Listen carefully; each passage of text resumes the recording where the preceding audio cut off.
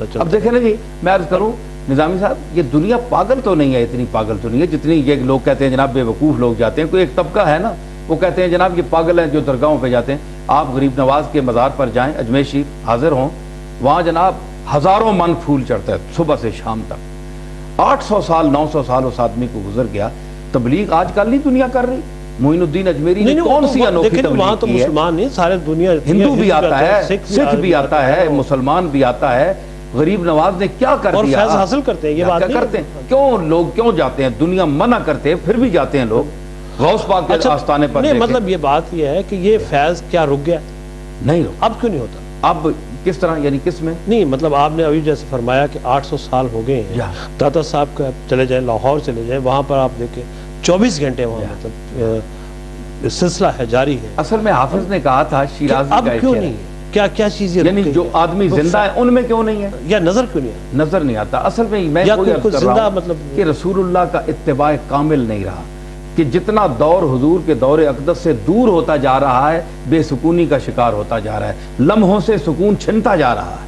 جتنا حضور کے قریب دور تھا، آپ خیر القرون، حضور نے فرمایا خیر القرون کرنی ثم الذین یلونہم ثم الذین یلونہم، میرے بعد میری سب سے پہلے میری صدی بہتر ہے، اس کے بعد میرے بعد والی، اس کے بعد میرے بعد والی. اس کے بعد دیکھ لیں فتنے شروع ہو گئے، فساد شروع ہو گئے. یہ دور کو تو بالکل مادیت کا ہے.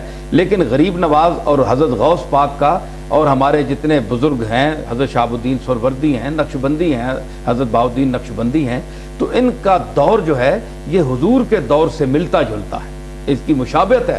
انہوں نے اپنے آپ کو ثابت کیا کہ آج کے دور میں رسول اللہ کے آج بارے کے سے دور میں کیا معیار ہیں جس کو ہم عام آدمی جو ہے وہ دیکھ سکے، کہہ سکے کہ جی یہ شخصیت ہے جس سے مجھے فیض مل سکتا ہے؟ فیض جناب کوئی نظر نہیں آتا. فیض نظر نہیں آتا تو فیض محسوس کیا جاتا ہے. اب میں آپ کو یہ سمجھاؤں کہ یہ کیا چیز ہے، فیض کیا چیز ہے، تو اب یہ پھر ہوگا کہ ایمان ایک کیفیت کا نام ہے. ایمان نظر تو نہیں آتا نا، کہ آپ کسی کو دیکھیں جناب کہ یہ کسی کے پاس کوئی پیمانہ ہو کہ وہ ایمان ناپے کہ اس کا ایمان ایک چھٹاک ہے، 5 سیر ہے، کہ 1 من ہے. کیفیت ہے، یعنی فیض کی بھی یہی صورت ہے کہ فیض ناپا نہیں جاتا، ماپا نہیں جاتا. تبدیلی کرتا ہے انسان کے اندر، تبدیل لے آتا ہے. ایمان جو ہے جب آپ ایک ایمان کلمہ گو ہو جاتے ہیں. اصل میں بات یہ ہے جی غلام صاحب، میں آپ کی بات سمجھ گیا ہوں. آپ یہ فرمانا چاہتے ہیں کہ ہم میں اب تبدیلی کیوں نہیں آ رہی؟ اس کی وجہ یہ ہے کہ ہم لوگ جو ہے نا، خانقاہی لوگ، ہم خود تبدیل نہیں ہوئے. ہماری اپنی دنیا تبدیلی نہیں ہوئی. ہم دنیا میں کھو گئے، ہم دنیا کے ہو کر رہ گئے، ہم دنیا دار ہو گئے. ہماری وضع قطع تو اسلامی رہی، اسی انداز کی رہی، لیکن ہماری زبان میں وہ اثر نہیں رہا، وہ بات نہیں رہی، وہ کردار نہیں رہا.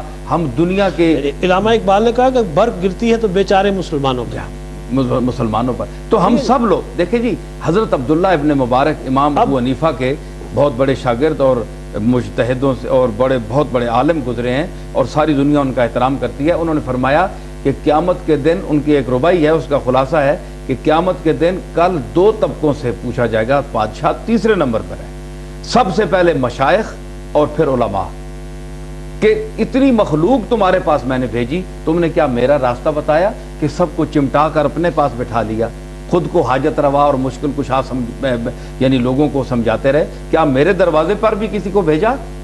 تم کیا تعلیم دیتے رہے؟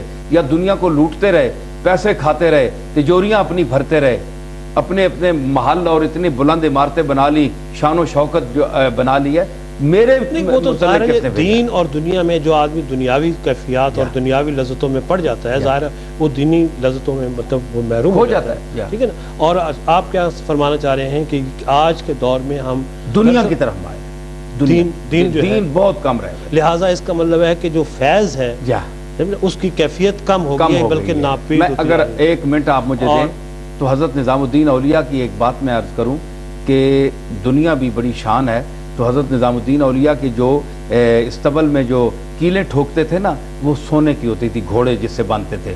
تو بادشاہ وقت نے کہلایا کہ تو کیسا فقیر ہے کہ یہ تیرے جو استبل میں کیلیں ٹھوکی ہوئی ہیں یہ سونے کی ہیں؟ تو انہوں نے جواب دے کر بھیجا تھا کہ تو در دل جا دادائی و من در گل جا دادام، کہ اتنا فرق ہے کہ تو نے اس سونے کو اپنی تجوریوں میں بند کر کے محفوظ کر کے رکھا ہے، اور میرے نزدیک اس کی یہ حیثیت ہے کہ میں نے اس کو کیچڑ میں جگہ دی ہے۔